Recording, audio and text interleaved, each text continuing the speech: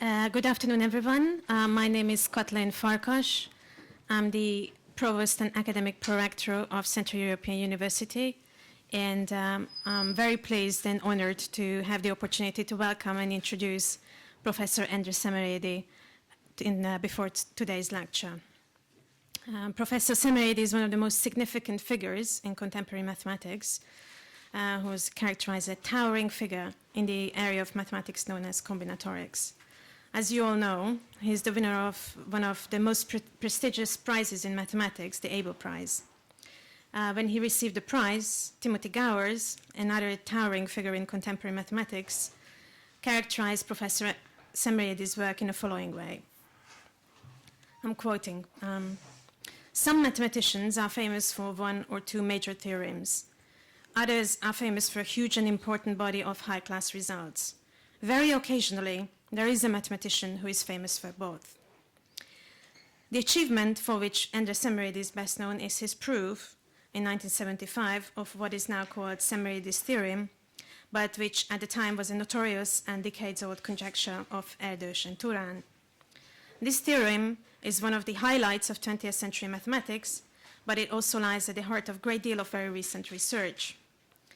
Professor Szemeredi also gave us Szemeredi's regularity lemma, a result that originated in the proof of Szemeredi's theorem, but went on to become a major tool in extremal combinatorics. As well as these results, he has published over 200 papers, many of them representing important advances. It is a privilege indeed to have Professor Szemeredi here today, and I'm especially pleased about having the opportunity to talk on this occasion, because it provides me an occasion to say a few words about the mathematics department at CEU, which hosts this event. I'd like to thank especially Karol Böröcki, the head of the mathematics department, for proposing and organizing this event, and Elvira Kadvány for helping with many organizational details. I'm also very glad that the event is attended by so many very distinguished guests, also outside the field of mathematics. The CEU mathematics program is run in a construction that is unique at CEU. It was conceived from the beginning as a cooperative effort with the Alfred Rényi Institute of Mathematics in the Hungarian Academy of Sciences. The Rényi Institute is one of the outstanding venues for research in the world-famous tradition in Hungarian mathematics. Professor Szemeredi himself is affiliated with the Rényi Institute. In fact, the agreement between CEU and the Rényi Institute was renewed a few months ago, and I look forward to working with colleagues from Rényi in the coming years. As you probably know, CEU's profile is mainly in the social sciences and humanities, and we don't have programs in the natural sciences. It is nonetheless a very interesting exercise for us to find connections between the mathematics department and other parts of the university. One interesting development is a new PhD program that we are planning to launch in network science that offers a number of very promising connections with mathematics. In fact, network science is an area that also benefited from Professor Szemeredi's work on random graph theory. Apart from possible applications of mathematical results in social sciences, I am convinced that it is very good to have a mathematics department at a university for itself. If for nothing else, then for the fact that mathematics is probably the oldest academic discipline in the history of humankind, and contributions of people to mathematics throughout millennia represent some of the most impressive intellectual achievements of human beings. I find combinatorics, the area where Professor Szemeredi works, a particularly impressive example of this. The content of the Szemeredi theorem is actually quite easy to understand. I encourage everyone who is not a mathematician here to look up Timothy Gowers' description of the Szemeredi theorem, because it's something that anyone who has ever visited high school is supposed to be able to understand.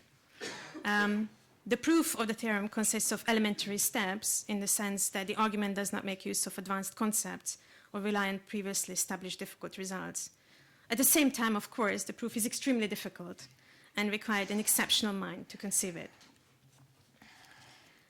I actually met Professor Szemeredi first on another occasion where his outstanding work was celebrated, when he received the Rolf Schock Prize in 2008 from the Swedish Academy of Sciences. I was a visiting professor in philosophy at the time in Stockholm University, and since the prize is also given in philosophy, I was invited to the event, and I had the good fortune of being seated next to Endre at the dinner.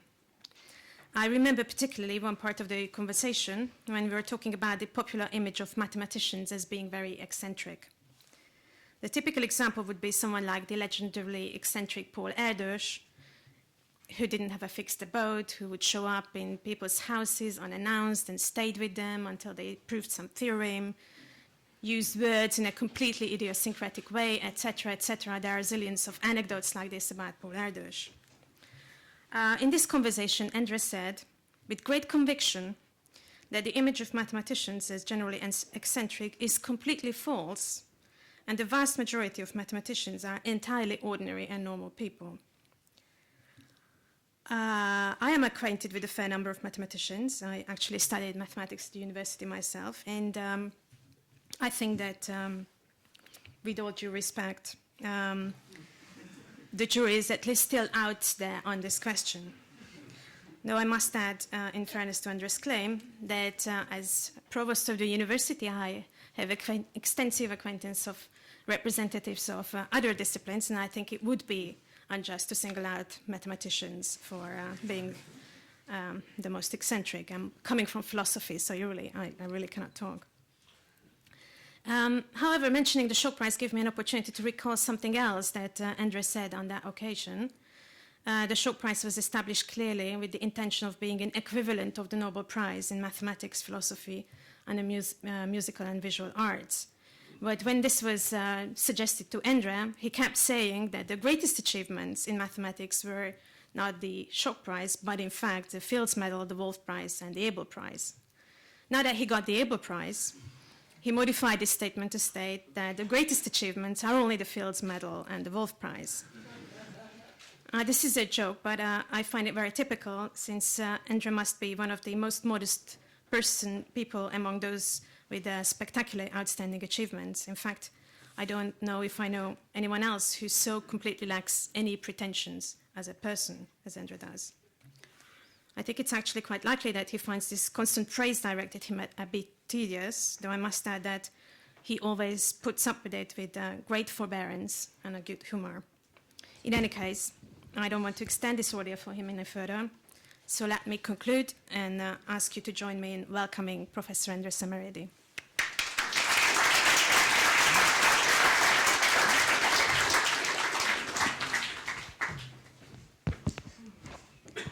Thank you very much for the invitation for this not so short introduction. I have, before I started the actual talk, I would like to say something just to warn the audience, and actually not everything is true what is said.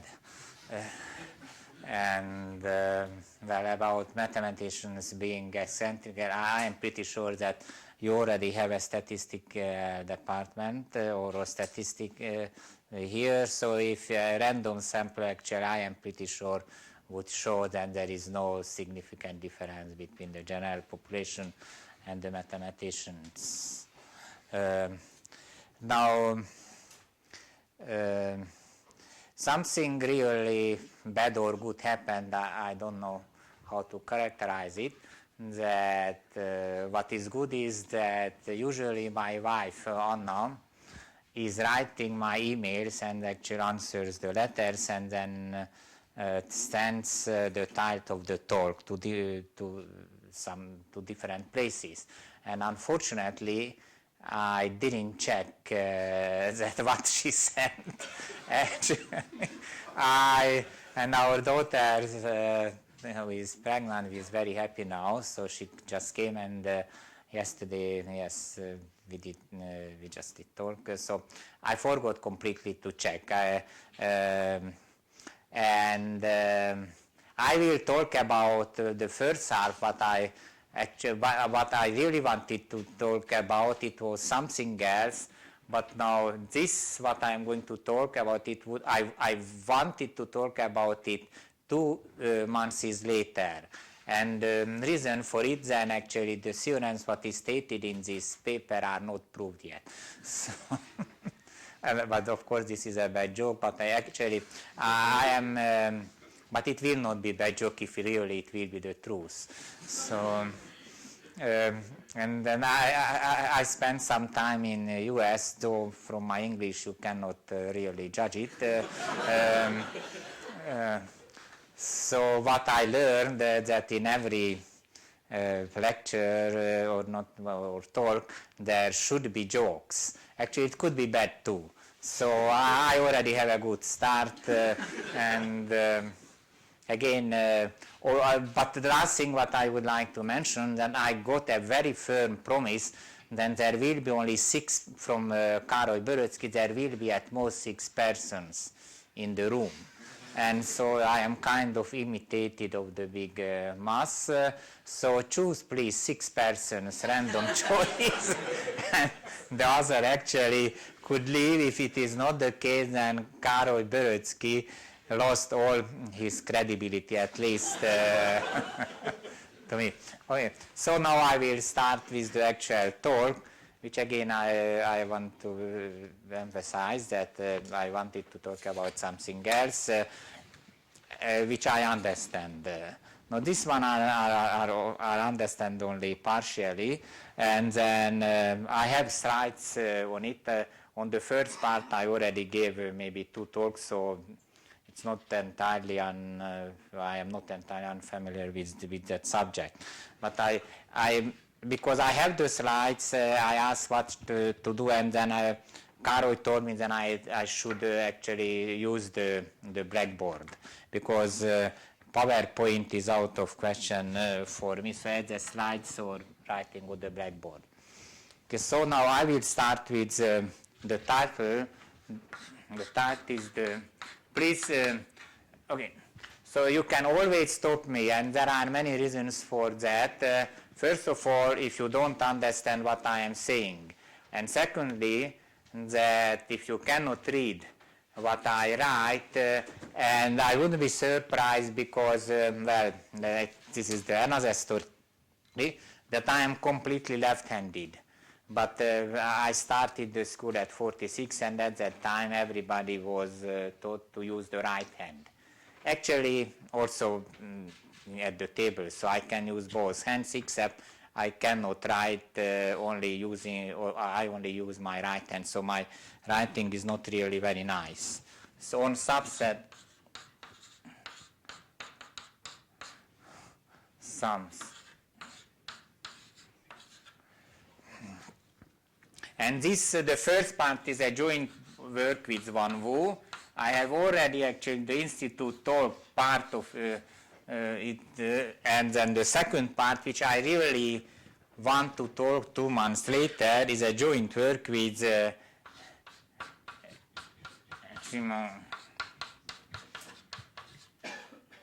Herda, who is my PhD student, and this part is by far the difficult part. Not that this is the first part which I'm going to talk about, it not entirely trivial, but definitely very elementary, and really not that extremely difficult. Now, unfortunately for that, I need some definitions. So I will, please tell me that when to accelerate, because I'm going to run out of the time then. So just some definition. A is always will be a set of integers, and it is in the 0 an interval. And SA, once A is given, is nothing else than the subset sum, which is the following set: sum of x is in B, and B is a subset of A. So you just take some elements and you add them up. It's very important, and of course all of them are different. Then L star A is the following, the same thing. Sum of x is in B, but now we have a restriction on the size of B. The size of B is equal to L. And again, you see then all the elements in the sum are different. And there is actually an easier notion, looks the same, sum of x is in B, but B can have repetition.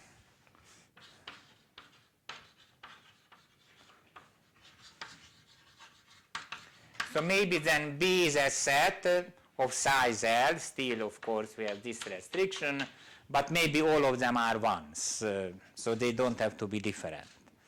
Okay. So any question with the definitions? Unfortunately, I have to erase. I expected that at such a respected university you have actually blackboard which actually can be used effectively. Okay. So at least that is something which is not my fault, and I am always very happy to recognize it.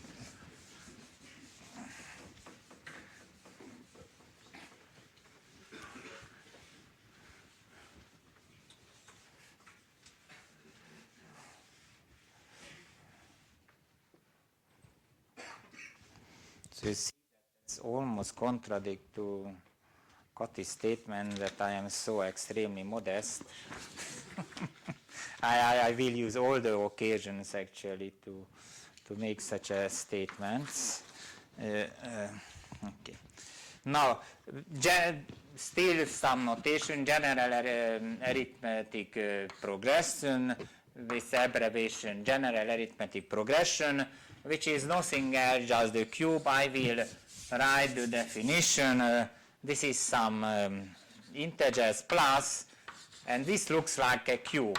If you are a geometer, then immediately we realize xi times ai, where we restrict then xi runs from 0 to an I, and then so you see it's really a d-dimensional cube you can consider, so when the distances are ai. So ai are, d is the dimension,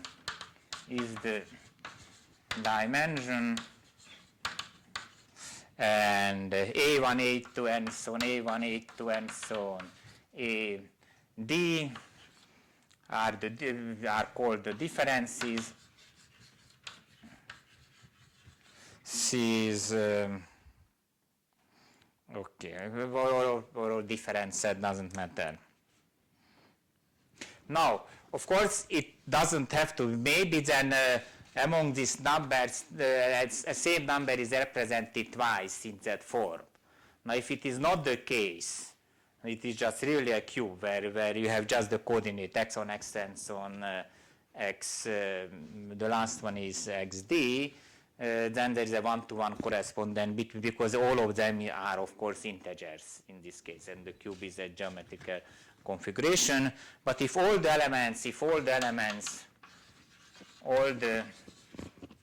elements are different, and that is the interesting case, then we call it proper general arithmetic progression. Now you can see then if it's a proper general arithmetic progression, then really we can think of it as a set of that form, or really a d-dimensional cube, and then there is a natural one-to-one correspondence, which is, of course, we lose if this is not a proper. So being proper general arithmetic progression is a nice structure. Now very short, the history of this set addition. Of course, just to contradict, not to contradict, that is not nice, not contradict, that is not true. I don't want to contradict anybody except myself, which is actually easy task. So Burgen, so first the people, well, this is now really cheating. That, for instance, I assume that everybody knows the Goldbach's conjecture.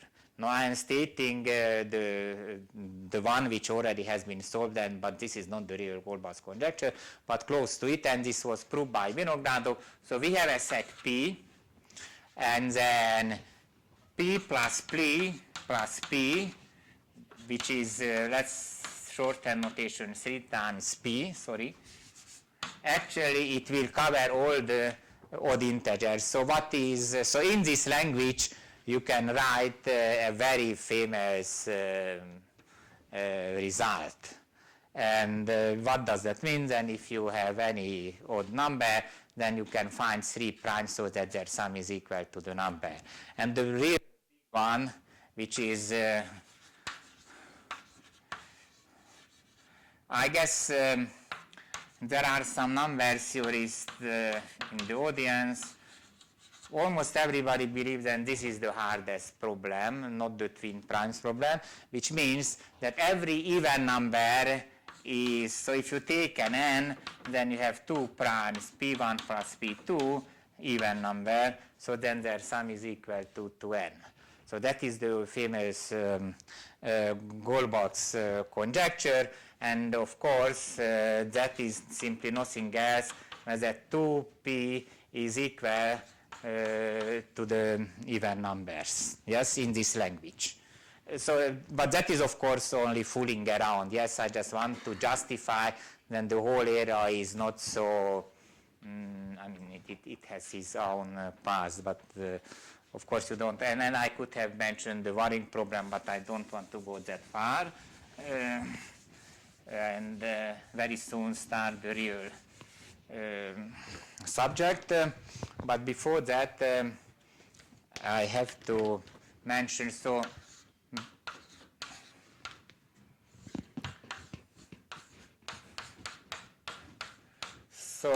well, so far everybody who was mentioned was a towering figure. You look at me, I am not at all towering. Actually, I wanted to be a little bit taller, but never succeeded, and time is running out, unfortunately. So, but yes, Burgen is a tall guy too. So he is really towering figure in mathematics. And so he proved the following actually very surprising result. Well, sometimes I write 0 and interval or 1 and doesn't make any difference. And then we have a set A.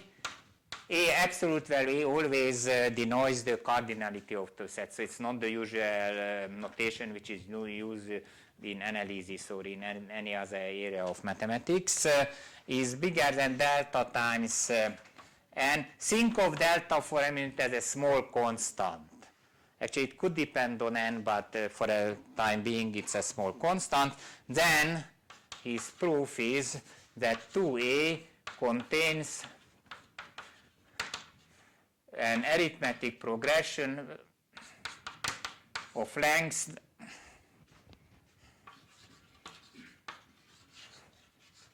very surprising, e to the delta. I'm not really very precise here, log n to the epsilon.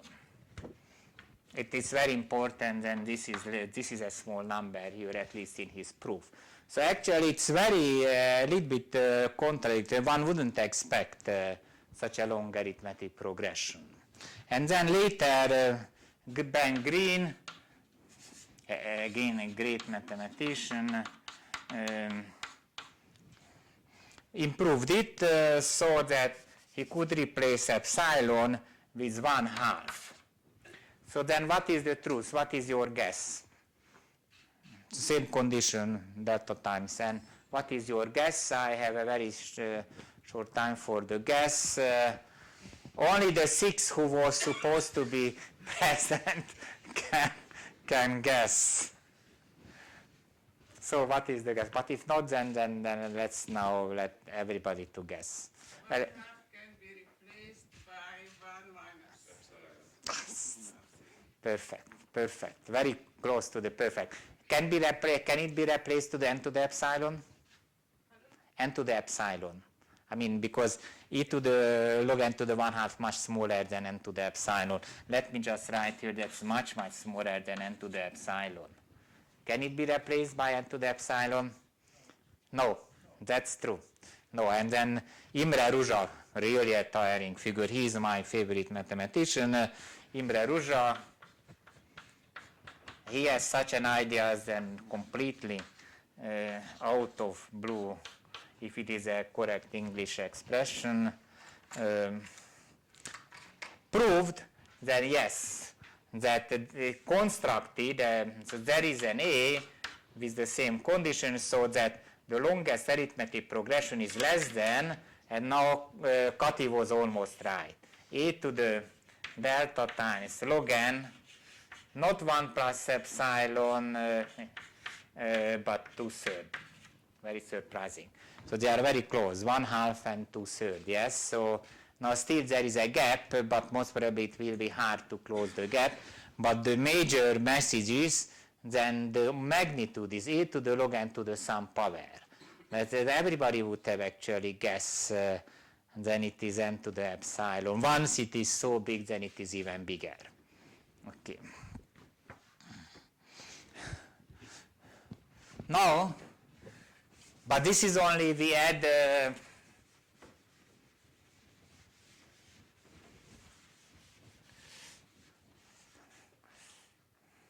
but I just will keep it here. Then there was a delta here, log n to the something.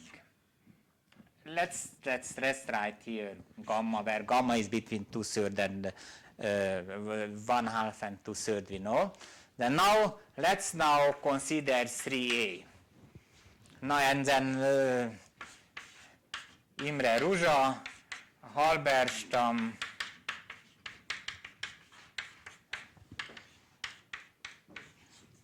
yes, and Freiman, we will meet his name later, prove the following. Now, what is the guess? So now we add a plus a plus a. Actually, there can be repetition, which is in this case not so interesting. No, not so important. Doesn't change too much the result. So what would be the guess? That's correct. Thank you. N to the epsilon. Yes. You see, once we add 3, there will be a big jump. Yes, from e to the log n some power to the n to the epsilon, which is a pretty long arithmetic progression. And we cannot, we don't have time to see then why 3 makes a big difference, but now I can erase all of the things, because all these things were about problems where L was small, yes, as a 2 or 3. But of course, if we take all the subset, then the number of terms are much bigger, yes. So there is but so after that, people started to look at the things when they could add more than twice or 3 times, and so on. So and also you can see, because I erased unfortunately this delta was here, e to the delta log n. But if the density is small, then a is less than, let's say, a is just artificial number here, log n square. I just like here log n. It has been capital. And then the theory doesn't say anything, yes, because if delta is here 1 over log n square a to the 1 over log n square, it's 1, yes, so it doesn't say anything. So there is a range, so after that, if we have the number of terms actually bigger than log n already, then we cannot say anything. I just wrote here log n squared to be on the safe side. Okay, so then we cannot say anything. And then now the investigation started about in the 60s. Later I will come back what was actually the original one, but it doesn't fit in the flow of the talk, but at some point I will come back. Then this was the starting point. Then what if L is n to the beta and A is n to the alpha, and let b plus alpha less than 1. This is the real hard, well, relative to the subject. So in the subject, I don't want to claim that this is the top of the mathematics. I mean, in this area, obviously, you see, because L times A is not n yet. L times the size of A is less than n. So obviously, we don't have too much freedom. Nevertheless, we want a long arithmetic progression. So that is actually what we are going to talk about, and this will be the subject of the talk. Again, we can touch the first part.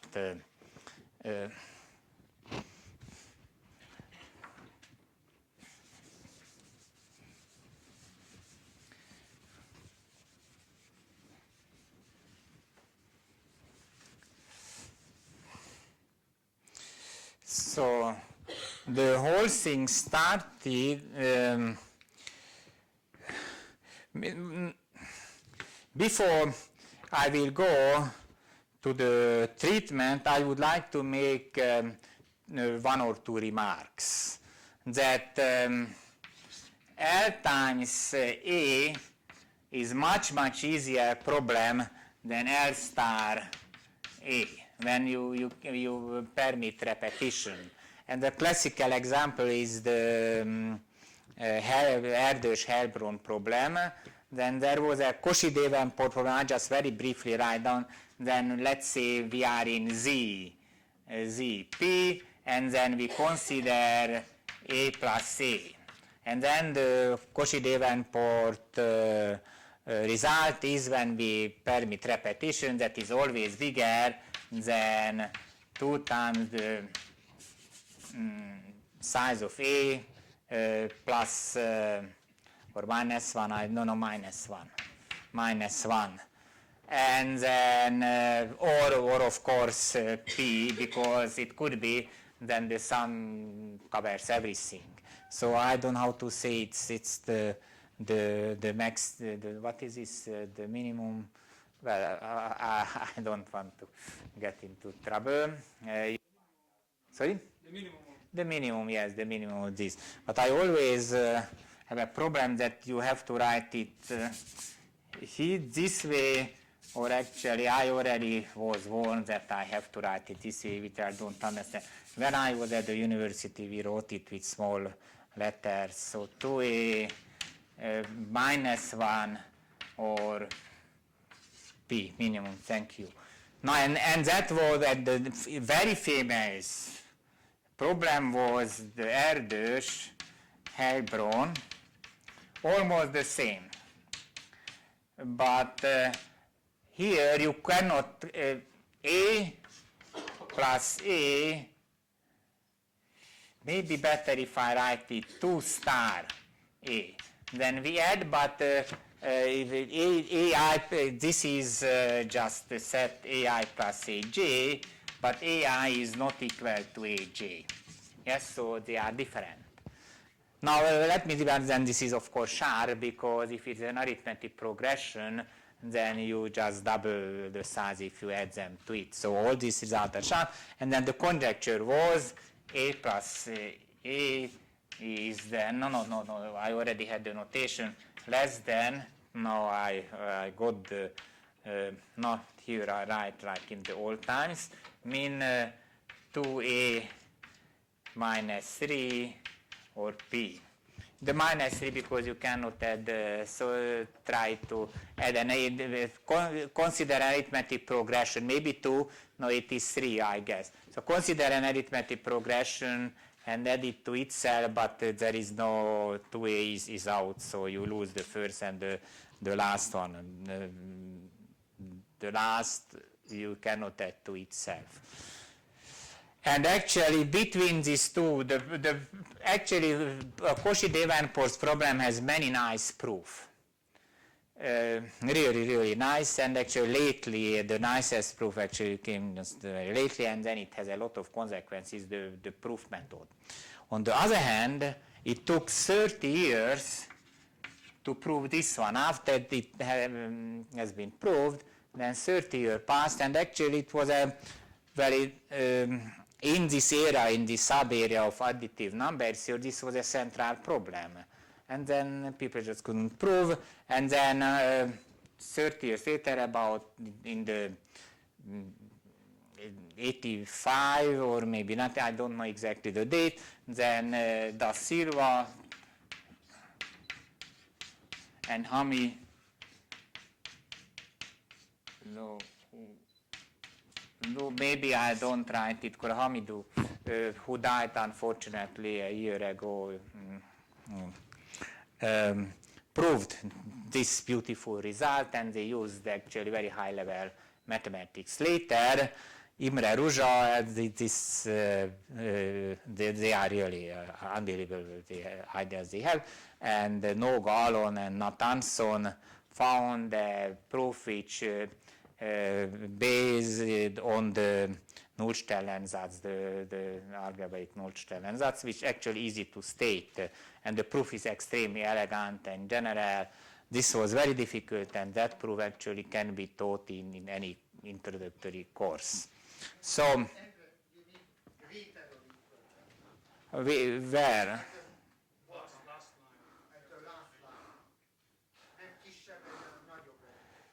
Which one? Igen, yes, of course. The kettő csillag I is at least either P or 2A minus 3. But I got the suggestion that it is minimum. What is this? I don't know. So I just want to talk it in poor Hungarian.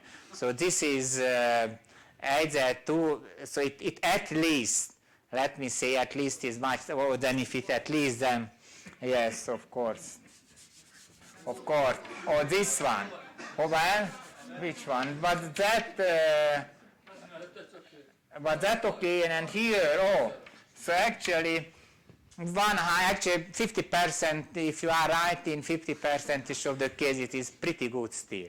Believe me, check months, all your activities. Well, in mathematics, if you have more than, if you have 51% and then you play a game where the really it is about money, and then the same game you keep repeating, and you have 51% chance, then you will be very rich, and you never would show up in such a talk, I am pretty sure. So 50 is really, I am still not destroyed by this mistake. Okay.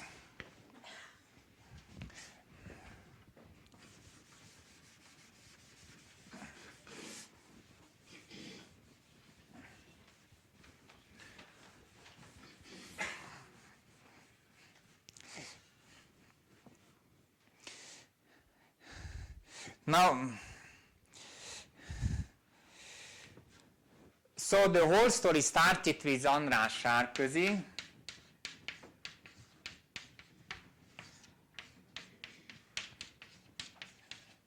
I mean, when you have a lot of in the sum, where L is big.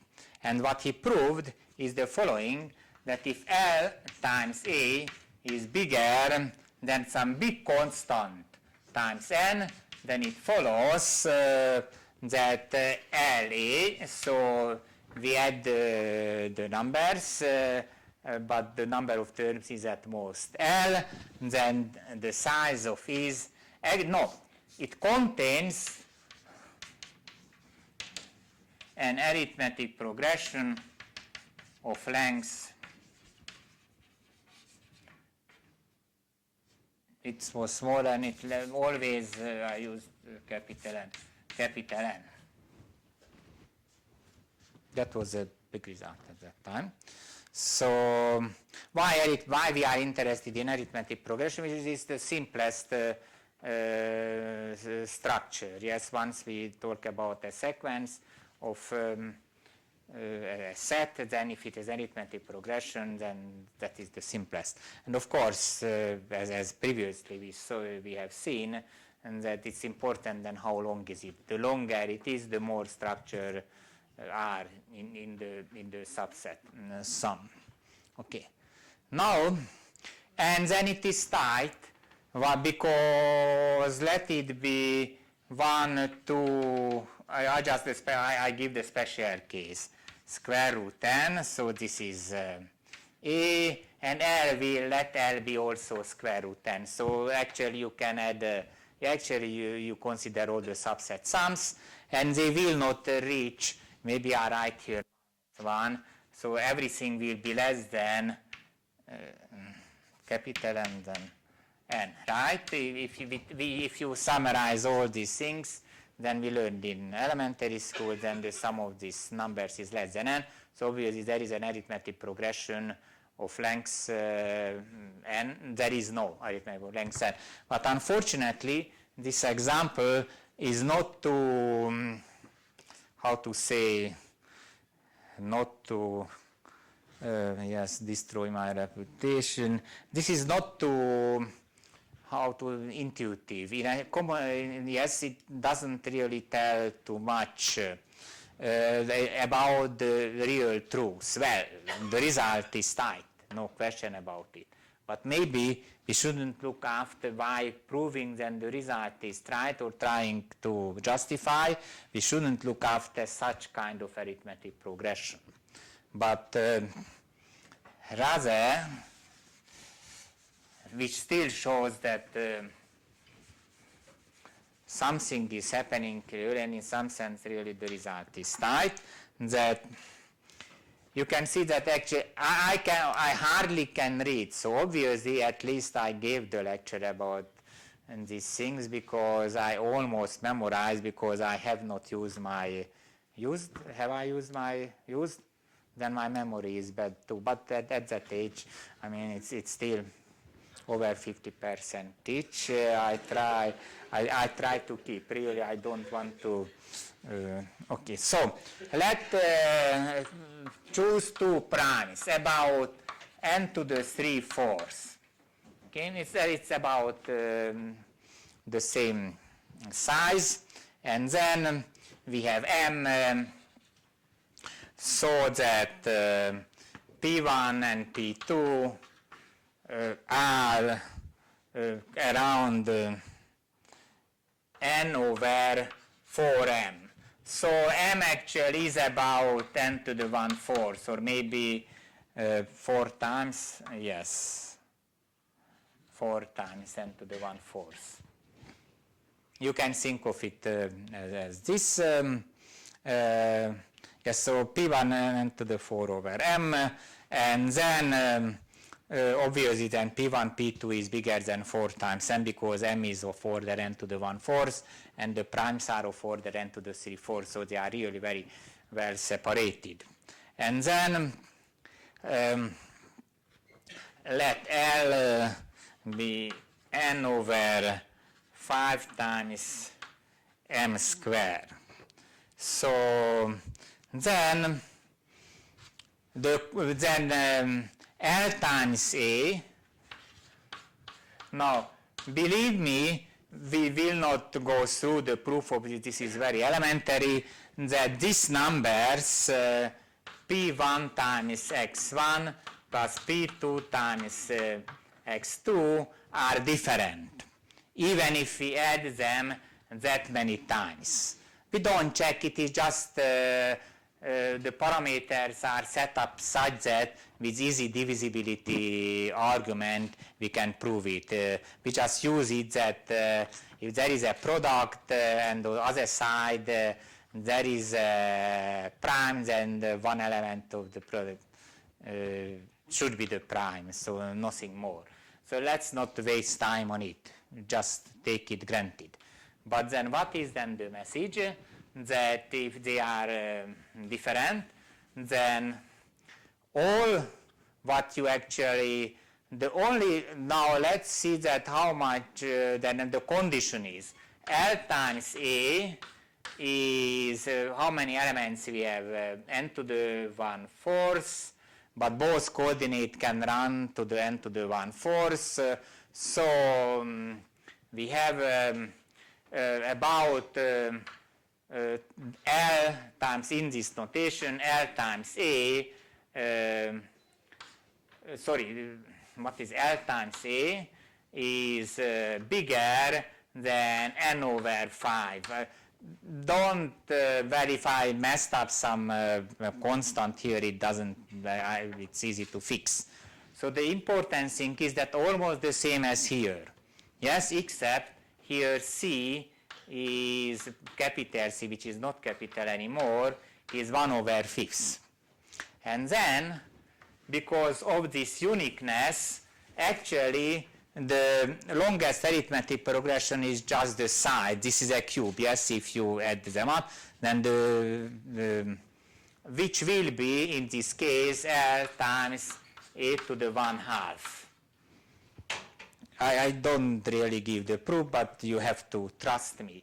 And this is much smaller, yes, because L was equal to, well, so we lost a power, so this is equal to n to the 3/4.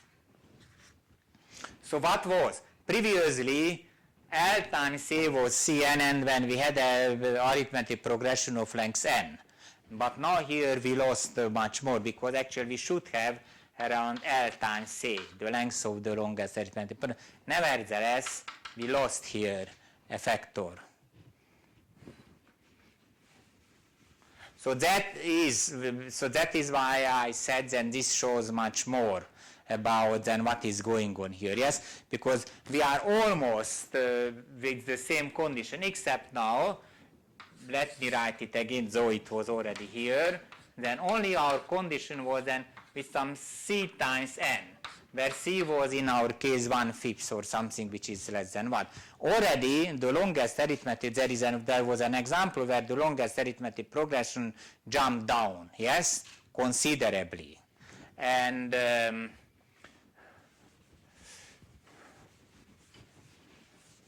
now, and then the example can be generalized. And the following, if I will find the next slide, let me try it without the slide, which will be the unsuccessful attempt, and then I will look at the slides. So that L times e to the d is bigger than big C times n. Then from this follows that if d is equal to 1, so that the longest arithmetic progression will be longest arithmetic progression will be L times e to the 1 over d. Now I hope that I didn't make any mistake, because if d is equal to 1, then this is 1, yes, and we had L times A, which was C times N. But in a sense, there is again a stage when exactly the same thing happened if it only, so there is an example, the generalization of the previous example, then it's only bigger than C times N, but not with big C, but with small c. So I don't want to say then there is a capital C and then the small c, just very not precisely I state. Then if the condition almost the same, but here we have C, then there is a set A, so it will jump down. So here we can write d plus 1, which actually if you again substitute d is equal to 1, we get back our result, our previous result. And so that set is that. So you see there is a jump.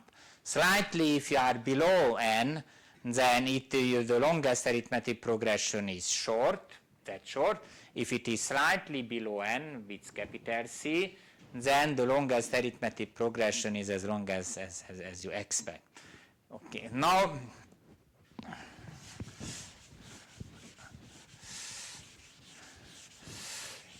but this is only about arithmetic progressions, and then there is a structural result which really tells much more. Again, okay, I will try and this to tell. So again, the same condition, then L times A to the d is bigger than C times n. Then from this follows, then we have a real structure, namely a cube, actually proper. You can assume that this is a proper, where the dimension is with some dimension d bar, and which is less than d. We don't know because the enemy gives us the set A.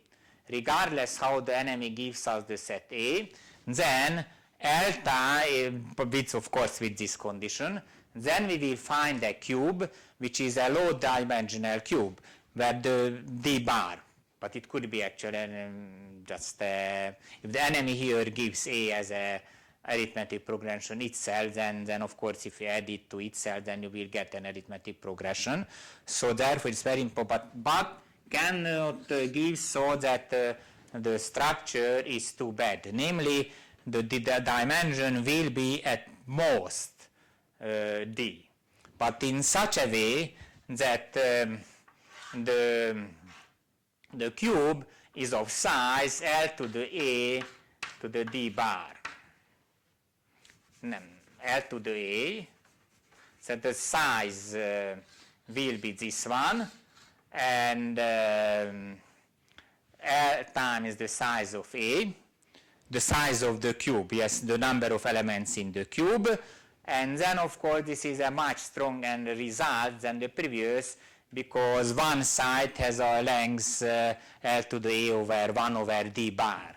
Then there is, from this it follows, of course, then there is an arithmetic progression of length L times 1 over d bar. If d bar is d, then we get back our previous result, but actually d bar could be much less. And this is a structural description of the whole thing. But now I talk about only L, and then everything is true. All the results are true if instead of L, we consider L star A. But LA, you will see if I will have time, then this is kind of just brute force in a sense to prove that L times A is big. Or this, in this case, it is actually takes about 25 pages really to prove this, which is not so long, but nevertheless somewhat long and somewhat complicated. And of course, I don't have time, but it relies on elementary, well, not real elementary things. We really had to use a lot of tools. The most important thing is, maybe I should write it because this is important on its own right. I am pretty sure it's much more important than all what I have said so far. Believe me, then this is absolutely basic in additive number theory. The simplest formulation, and I am sure then Antti Balog in the Budapest semester gave the proof of that even for the generalization of it. Then A plus A, so think of it, and then they are big sets. And then we have a constant, then the doubling is very small. So like if it's arithmetic progression, then the doubling constant is 2. But it doesn't have to be, it is just k, which could be a big number. And then from this it follows that that is a big result of Riemann, absolutely important result, that A is sitting in a cube, densely sitting in a cube, where the dimension of the cube depends on k, fk. And people are fighting to determine then how this dimension of this cube depends on k. And it is now most probably, they proved, I'm not sure, then fk is polynomial in k. So it polynomial depends on k, but they are very close to it. Maybe not polynomial, but I heard that some people, maybe Balázs Szegedi, and then Tom Sanders, proved that it is polynomial. So that is a big result. So you see, where is S3? If the doubling constant is small, then there is a very strong structure. Then your A cannot be any set.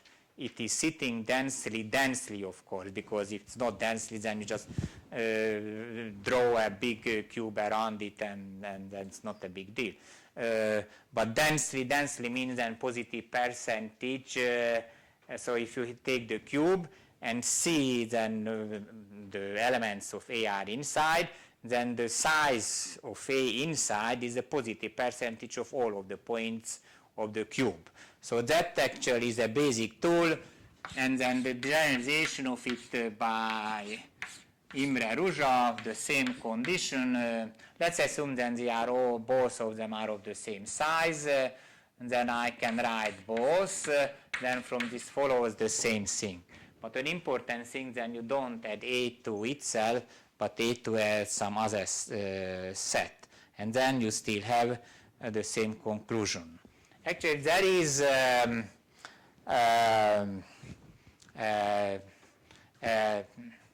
let's call it a lemma, which says the following, that if positive percentage of the pairs determine a small set, so here you consider all the pairs, but now we only consider AI plus AJ, but only positive percentage. How many pairs we have here? A square, but we only consider some C times A square. And they determine a small set like A. Then actually the same conclusion holds. So this is a statistical statement, and it is pretty powerful. In many areas it has been used. Now I guess that my time is over. 45 minutes, yes, 50 minutes, that is what we agreed. 50, now it's 50 plus. I can talk, but now the talk would actually start with the proof. More or less I tried just to give some flavor what kind of problems are here, and I mentioned only some of them without really getting to the proof, which is technical, and most probably I am not the right person to explain it. Thank you very much.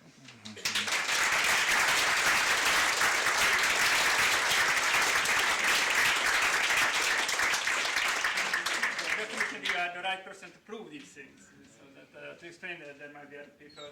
So are there any questions about the mathematical part of the talk? Quite interesting will be the result in higher dimensional. And there are. Yes. Okay, if no more questions about the mathematics, then... Could be personal questions. It's an open society, yes? I'm just a PhD student here at CU, and I have some questions that some of us students were curious about that maybe we could ask. But yes, so I didn't mean to break into. Still, if there are more questions about the math, maybe people should pose that now, because my questions will be more general, I think. What can be more general? Okay, then, Professor Szemeredi, would you like to have a seat here, and we'll make this more cozy? Look, it's very hard to see. Actually, before this I was at the physiotherapist, and then it's really hard work. And strangely enough, it is much easier to stand up than to sit down. After that's fine. You can do this standing up. That's fine. Okay, session, all right. I stand up here. I would rather stand up here. So, okay, let's see what's first on the list here. So, how did you decide to become a mathematician?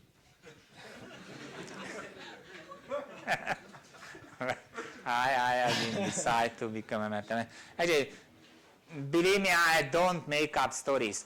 And then all my stories are true, because actually to lie, you have to be clever, because you don't remember your lies. It's of course not my invention. Everybody knows this is a usual thing. So I will tell you the truth.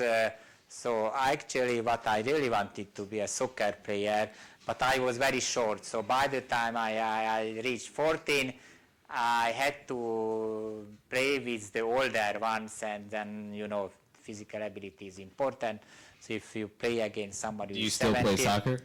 No, I don't play soccer. I stopped at the age of 50 because I just have no physical ability for that anymore. And then my father wanted me to be a doctor. I went to the medical school, dropped out. You had to study there hard, and really.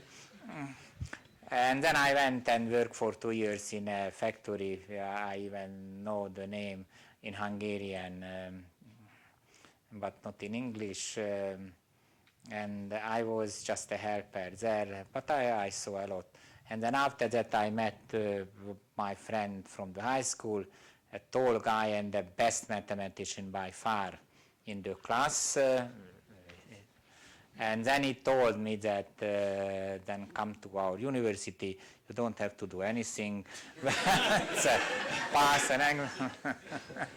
So I went there. At that time still the system was then you had to be a mathematics physics teacher. You didn't start as a mathematician. Later, like 2 years later, they change the system, and then you started as a mathematician. Kati, who was my classmate, knows, and after 2 years, we could go and choose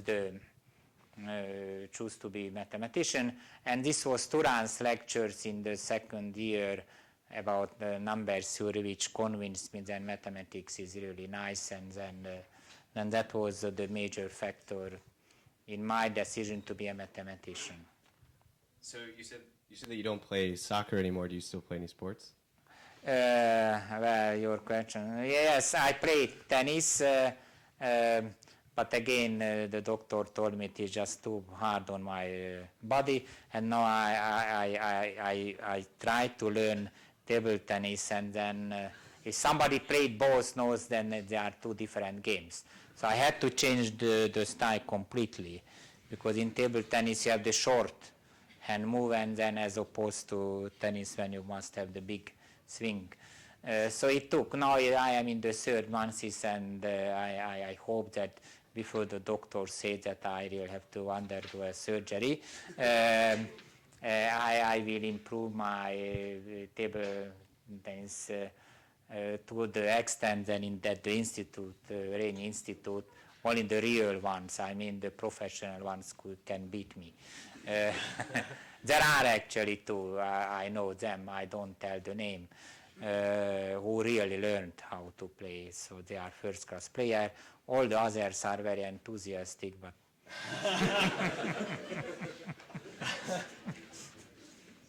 actually they can still defeat me because I cannot move. So I stay at the same place, and the coach, I have a coach who really professional, and then teaches me then as you stay here, and then 4 different strokes you have to learn, and then if somebody is not learned player will have a hard time but that is only theory.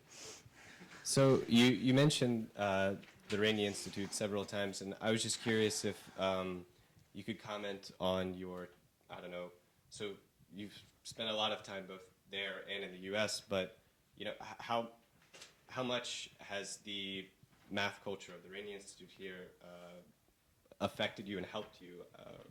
Math what? Affected you and helped you, I guess, or how have you benefited from the Rainy Institute? Everything. Actually, I moved to U.S. before that, like as almost all mathematician, for 1 year or 2 years I visited the U.S. But officially, I got a job at Rutgers University in the 90s when I was already 50. So I went only there for the money, nothing else. I don't want to pretend that I wanted to learn more or this powerful schools there and so on. There are actually, and I really suggest everybody who wants to learn mathematics that go to the but no, I just went there for, I could have done exactly the same thing here at the Rainy Institute. So in that sense, going to the US didn't help me at all. Would you say that there... Except my opinion. So, okay. So would you say, were there a few people who had a lot of influence on you, maybe who I don't know who is maybe your bigger mentor, or did you have, maybe you can't just pin that down to one or two people. Okay. You will not believe the story because already I told some strange story because but it doesn't justify your statement that mathematicians are. No, yeah, I just made mistakes, but everybody makes mistakes, only different kinds. So officially my supervisor, so in Hungary at that time there was a system, then you went aspirant, I don't know in English how it is, to Moscow. And then I will tell you then who were the ones who really had an influence on my mathematics, but officially it was in '67, and believe or not, I wanted to go to Gelfond, who is a number theorist and a very big, tall, strong guy.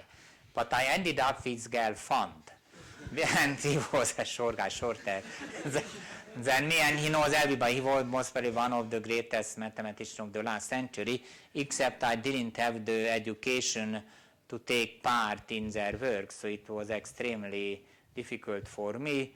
And then Gelfond actually came to Hungary, and I was asked to guide him, and then this simply means that we had to buy this and that for the family. And then he told me then, okay, if I go back to Moscow, he will take me, he will arrange the change. But unfortunately, he died of heart attack exactly 2 months later. He returned from Hungary. So I spent there 2 years without learning anything. I don't want to say what I really learned there, but that definitely it is outside the scope of mathematics.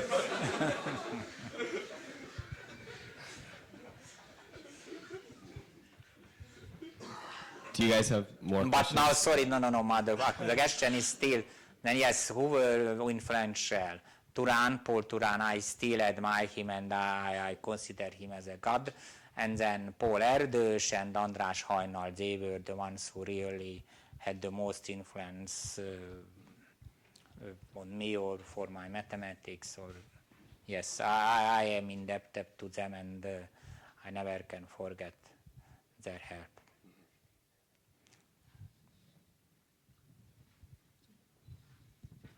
So I am studying extremal combinatorics, and I spent the better part of my first year studying your regularity lemma. So this is an honor for me to be interviewing you right now. And I guess I wanted to ask sort of about the regularity lemma. If at the time, did you have any idea that it was going to be as applicable or as powerful as it is? Well, it is now powerful because the others improved and then changed it and generalized. I don't think so the original regularity lemma is that powerful. And I have to admit that I am a very simple-minded person, except if it is about the sport, then really I can defend my opinion, and then I guess then I am pretty knowledgeable. But when I do mathematics, I just concentrate on one problem like Turan and try to solve it. Usually my ratio is very bad. I told it somewhere, I have never really checked, but it is about 1 to 10. So I fail 9 times, and at the very best I succeed 1 time, but many mathematicians are like that. So therefore I didn't consider this regularity lemma. It was just a tool to prove something. In fact, there was no regularity lemma in the proof of the Erdős-Turan's conjecture. This is not true. One really can check. There was something in it which was a little bit similar, but it was in a sense more complicated, but much less effective. Later, for some other completely uninteresting problem, trying to solve an uninteresting problem, then I needed a kind of regularity lemma. Then I proved the regularity lemma. So that is the true story. It's not like now I saw now this is a tool which later others can use. No, I am not that much. I am pretty surprised if they use anything which I do. But there are mathematicians who have a wide view of mathematics, and they know when they work on something, but they usually are the ones who produce theory and so on, and there is a big discussion between mathematicians whether you should be a problem solver or you should create a theory. Most probably both are justified. You can do both or none.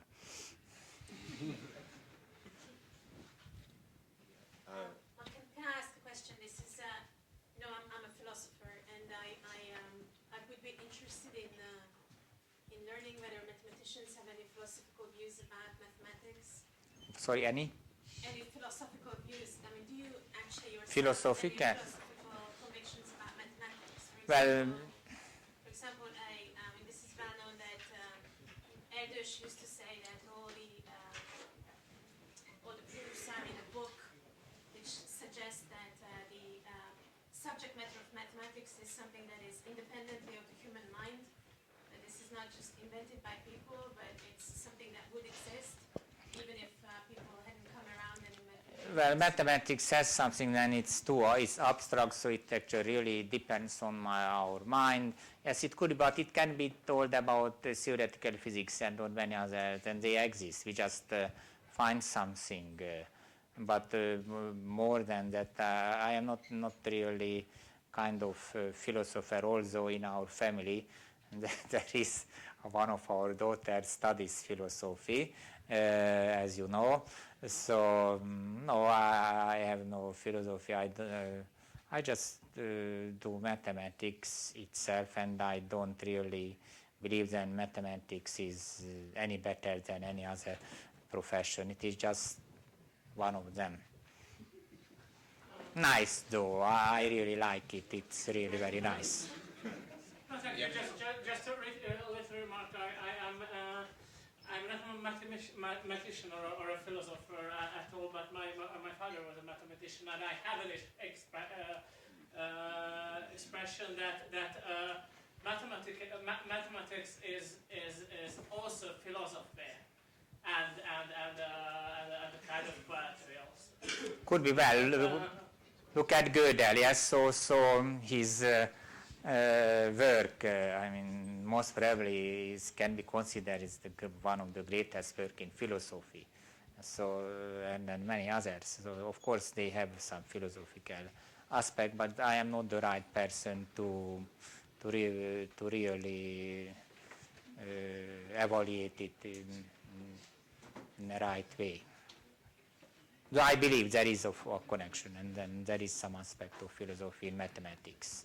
I'm sorry, but probably we can also discuss with Endre outside, so that maybe let us just thank Endre for all the comments and for the very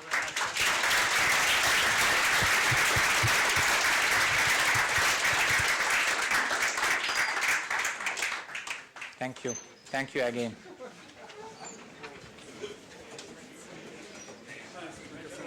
Nagyon szívesen. Nem volt se. Hülyéskedtem, már csak hülyéskedtem.